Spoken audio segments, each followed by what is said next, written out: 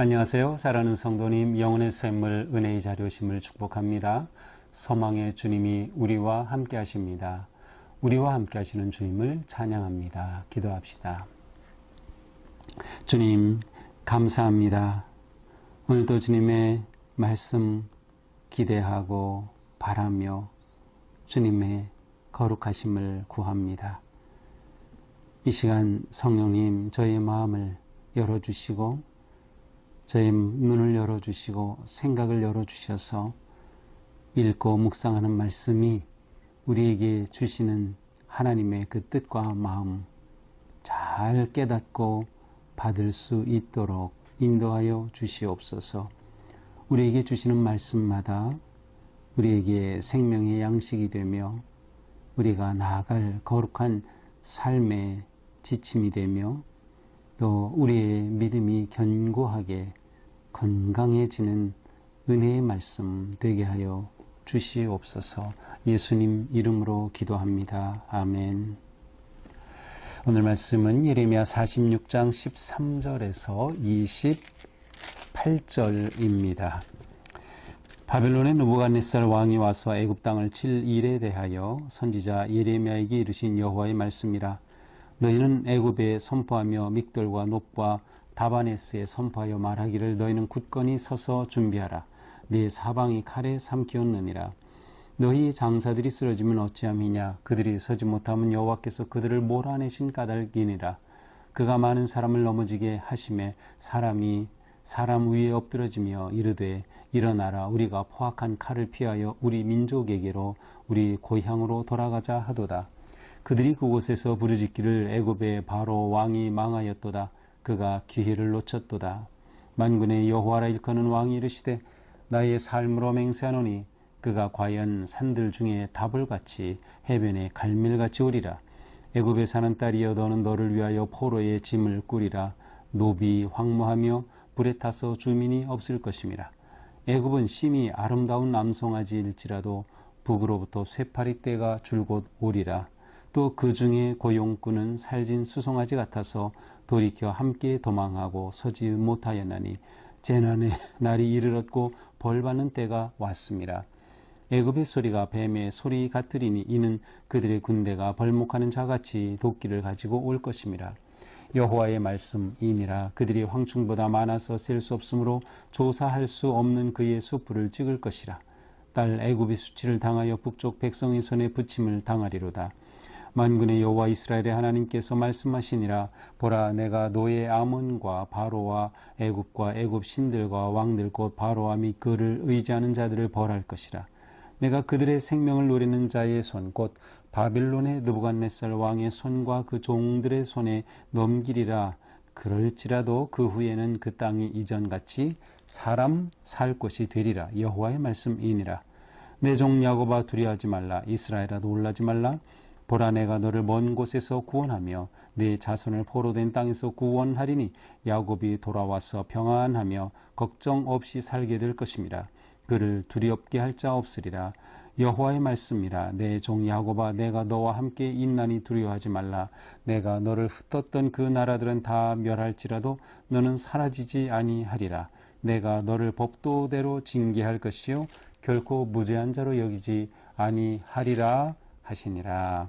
아멘. 자, 46장부터는 계속해서 주변 나라들에 대한 하나님의 메시지가 선포되고 있습니다. 그 첫 번째가 애굽이죠. 그래서 어제 말씀부터 애굽에 관한 말씀이 선포되고 있습니다. 오늘 말씀도 계속되고 있죠. 애굽 심판에 관한 예언의 말씀입니다. 자, 13절에 보니까 바빌론의 느부갓네살 왕이 와서 애굽 땅을 칠 일에 대하여 선지자 예레미야에게 이르신 여호와의 말씀이라. 자, 하나님께서는 예레미야를 통하여 느부갓네살이 애굽을 칠 것에 관해 예언하게 하십니다. 실제로 이 사건은 우리가 앞에서 이미 본 것처럼 갈그미스 전투라고 하는 그러한 전투가 있었죠. 남쪽 애굽, 이집트가 아수르와 연합해서 바빌론을 공격했던, 그러나 바로 유프라테스 북쪽에 있는 이 갈그미스 전투에서 패하죠. 아수르는 패망하게 되고 애굽은 쫓겨가게 되죠. 이렇게 하여 느부갓네살이 애굽을 물리치고 그 기세를 몰고 남쪽 애굽 있는 곳까지 진격을 하게 됩니다. 바로 이런 사건은 이미 있었던 사건이죠. 605년 전으로 있었던 사건인데 오늘 말씀은 전체로는 예레미야의 이제 후반부에 이르렀기 때문에 이게 시간적으로 그러면 이때쯤일까 생각하게 되지만 실제로 이 사건의 역사적인 사건은 이 전에 있었던 사건이에요. 그래서 예레미야서 자체가 딱 시간 순서대로 배열되어 있지 않다는 것을 이미 우리가 보았던 것이죠. 네, 오늘 본문도 그와 같습니다. 그래서 이렇게 애굽 땅을 치시는 느부갓네살을 통해서 치시는 하나님의 예언의 말씀이 선포되는 거죠. 너희는 애굽에 선포하여 믹돌과 놋과 다바네스에 선포하여 말하기를 너희는 굳건히 서서 준비하라. 내 사방이 칼에 삼키었느니라. 자, 애굽에 선포, 애굽 사람들에게 선포하라는 것이죠. 특별히 여기에 중요한 지명들이 나옵니다. 믹돌, 놋, 다바네스. 이것은 이제 주로 이집트 북쪽 지역에 해당이 되고 유다에서 가까운 지역이고 우리 다바네스라고 하는 이곳은 요하난과 백성들이 예레미야를 끌고 애굽으로 갔었죠. 바로 그때 갔던 것이 다바네스이기도 합니다. 자, 이러한 지역들의 지명과 함께 애굽에 선포하라. 선포의 내용은 무엇이요? 굳건히 준비하라. 전쟁 준비하라는 것이죠. 하지만 이것은 준비해서 이겨라라는 의미가 아니에요. 너희가 아무리 전쟁을 준비해도 너희는 삼킨다. 그래서 네 사방이 칼에 삼켰느니라.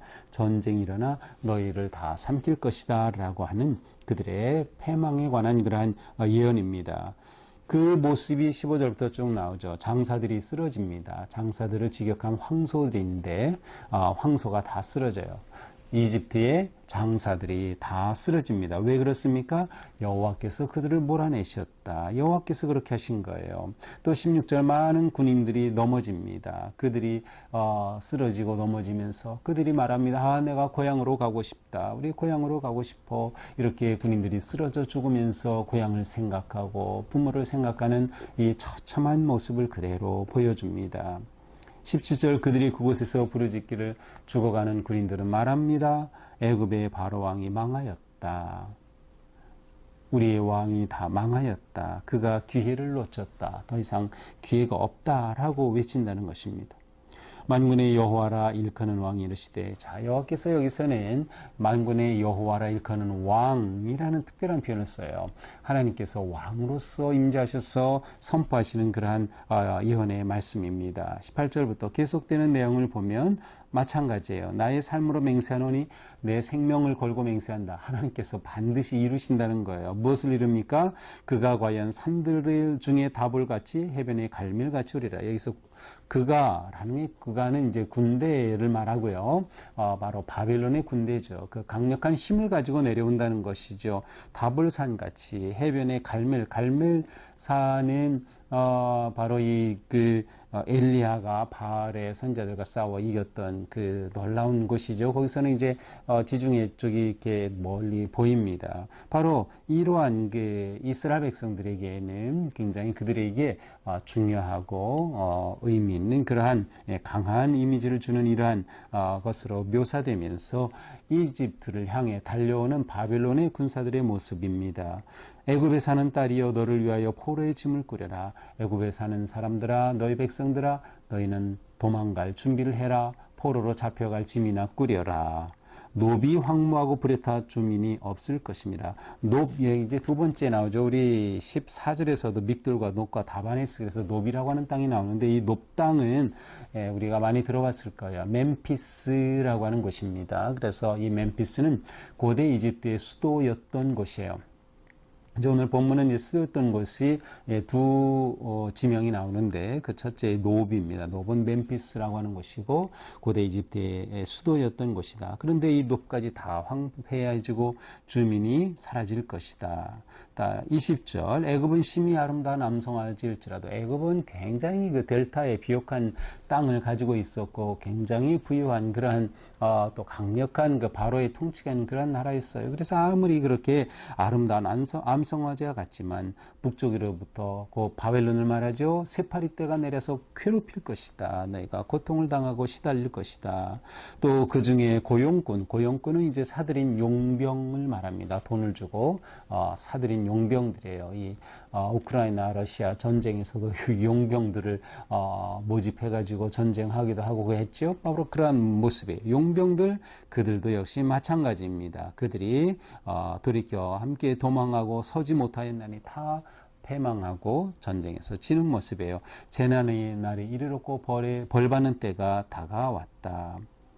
애굽의 소리가 뱀의 소리 같으리니 이는 그들의 군대가 벌목하는 자같이 도끼를 가지고 온다. 자, 여기서는 이제 그들을 향해 다가오는 바벨론의 군사들을 도끼를 든 벌목꾼으로 묘사하고 있어요. 자, 벌목꾼들이 산에 도끼를 들고 와서 나무를 다 베게 되죠. 그 모습이에요. 그래서 23절 그들이 황충보다 많았어요. 그래서 그들은 바벨론의 군인들, 손에 도끼를 든 바벨론의 군인들이 황충보다 많기 때문에 조사할 수 없는 그들의 숲을, 조사할 수 없는 아주 나무가 빽빽해서 셀 수조차 없는 그렇게 빽빽한 숲을 이루고 있는 이집트를 말하죠. 바로 그렇게 숲을 이루고 있다 하더라도 다 찍을 것이다.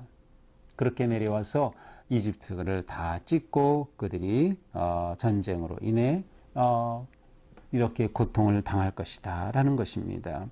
딸 애굽이 수치를 당하여 북쪽 백성의 손에 부침을 당하려도 이처럼 딸이 수치를 당해 애굽이 수치를 당해요. 그래서 북쪽 백성 바벨론에게 이와 같이 고난을 당하고 수치를 당하고 그들의 손에 넘겨지게 될 것이다 라는 것입니다. 25절 만군의 여호와 이스라엘의 하나님께서 말씀하시니라 보라 내가 노예 아몬과 바로 애굽 신들 왕들 다 의지하는 자들을 벌할 것이다. 자, 여기서 노예 아몬이라고 되는데 이 노예 아몬은 우리가 들어본 적이 있을 거예요. 테베라고 하는 지명입니다. 테베. 이 테베라고 하는 곳은 이집트 18에서 20 왕조 때에 또한 수도였던 것이에요. 앞에서 우리가 멤피스, 라는 땅을 봤죠. 여기 노예 아몬은 테베라고 하는 것이에요. 바로 이렇게 이곳에 있는 모든 그러한 자들, 바로 왕들, 그들이 섬기는 신들까지 다 하나님께서 벌하실 것이다 라는 것입니다. 자, 그런데 26절에서는 일말의 희망이 있어요.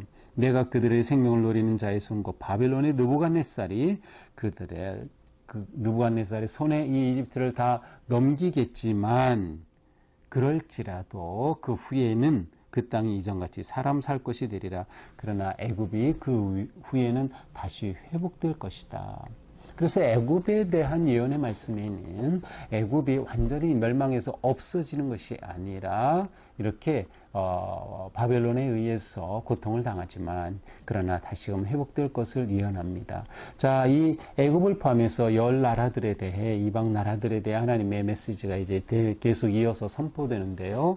이 열 나라들 중에 바로 이 네 나라에 대해서는 그들이 회복될 것이다 라고 하는 이런 회복의 메시지가 담겨 있어요. 그래서 이제 다른 그 세 나라들을 보면 그 맨 마지막 끝나는 곳에 그들의 포로가 돌아올 것이다. 포로가 돌아올 것이다. 똑같이 반복되는 그러한 메시지가 나와요. 그래서 모압에 대해서 그렇게 메시지, 그 다음에 암몬에 대해서 또 엘람에 대해서는 그들이 회복될 것에 대한 그러한 일말의 희망의 메시지가 담겨 있습니다. 자, 27절, 28절은 이렇게 이방에 대해 예언을 하는 중에 특별히 이스라엘에 대해 주시는 예언의 말씀이 이렇게 짧게 두 구절이 담겨 있어요. 그 내용은 무엇입니까? 야곱아 두려워하지 말라. 이스라엘아 놀라지 말라. 왜? 하나님께서 너희가 흩어진 그곳에서 너희를 구원하여 낼 것이다. 그렇게 되면 너희가 평안하게 살 것이다. 라는 것이에요. 하나님께서는 이 모든 상황 가운데서 이스라엘을 완전히 내치지 않으시는 겁니다. 그들을 다시금 회복해 하시고 구원하실 하나님의 마음이 여기에 담겨 있어요. 그러나 여기에 조건이 있습니다. 28절이죠.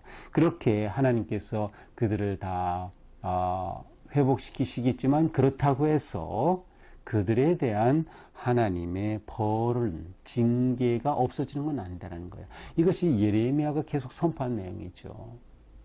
하나님의 징계는 분명하다. 그 징계가 무엇이었어요? 바벨론이 들어온다. 그러니 너희가 그 하나님의 징계를 달게 받아라.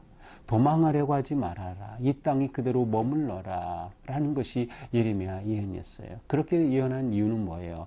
그 후에 하나님이 회복시켜 주실 것이라는 희망 때문입니다. 그래서 오늘 본문 28절에도 똑같이 나타나요. 27절에서 그들에게 두려워하지 말아라. 평안할 것이다. 그러나 하나님의 심판이 없는 것은 아니다. 그래서 내가 너를 법도대로 징계할 것이요 결코 무죄한 자로 여기지 아니하리라. 그러니 너희가 마땅히 받아야 할 벌을 받고 하나님의 회복하심의 은혜를 누려라 라고 하는 것이죠. 자, 이것이 오늘 우리가 보게 되는 말씀입니다. 네, 오늘 말씀은 애굽을 심판하시는 하나님을 보여줍니다. 우리는 여기서 무엇보다 먼저 하나님께서는 헛된 신들과 그 신들을 섬기는 나라들을 심판하신다고 하는 거죠. 하나님께서는 오직 하나님만이 참된 신이시며 참된 하나님 되심을 드러내기를 원하십니다. 이것은 우리에게 마찬가지죠. 우리가 살아가면서 정말 오직 하나님만을 내 삶의 주인으로, 생명의 주인으로 그렇게 고백하고 하나님만을 예배하는가? 아니면 내 안에 하나님 아닌 다른 것이, 우리는 이것을 우상이라고 하죠. 그래서 우리는 언제나 하나님을 향한 우리의 일편단심, 그 마음을 지키며 하나님을 사랑하고 예배하는 것이 너무도 중요한 믿음의 삶이 되는 것이죠. 또한 하나님께서는 이렇게 세상을 심판하시고 또한 멸하신다는 것을 보여줍니다. 이것은 멸하시는 것 자체가 중요한 것이 아니라 하나님께서는 이처럼 온 세상과 나라를 또 왕들을 백성들을 주관하시고 다스리신다고 하는 것을 보여주십니다. 하나님께서는 이들을 하나님의 거룩하신 뜻에 따라 심판하시는 것이죠. 이방 나라까지도 마찬가지입니다.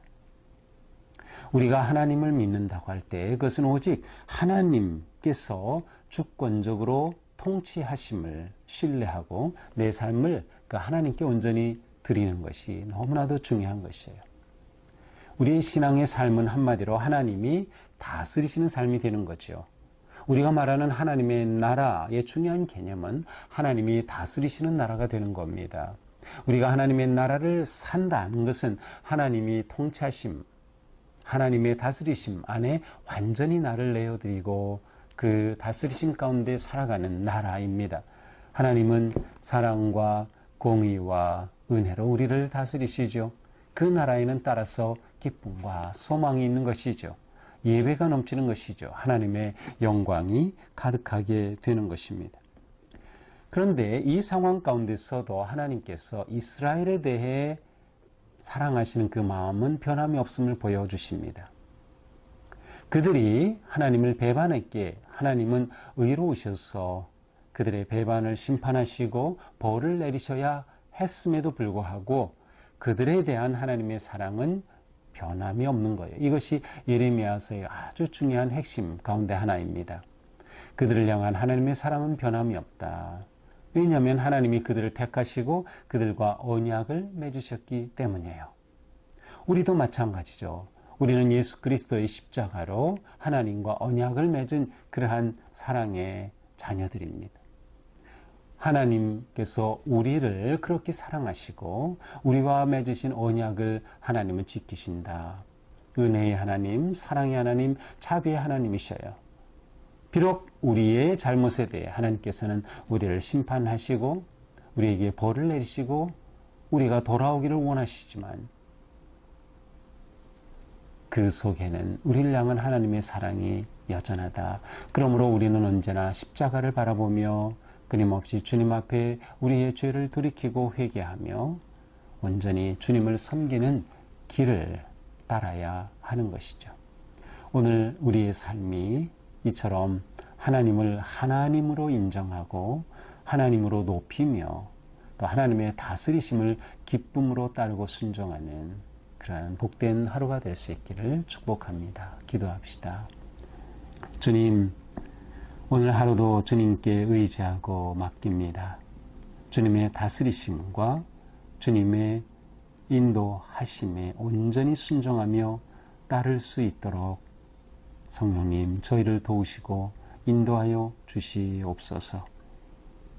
우리를 향한 하나님의 사랑은 변함이 없기에 우리가 그 사랑을 의지하고 감사하며 하나님의 뜻에 합당한 삶을 살아갈 수 있도록 인도하여 주시옵소서.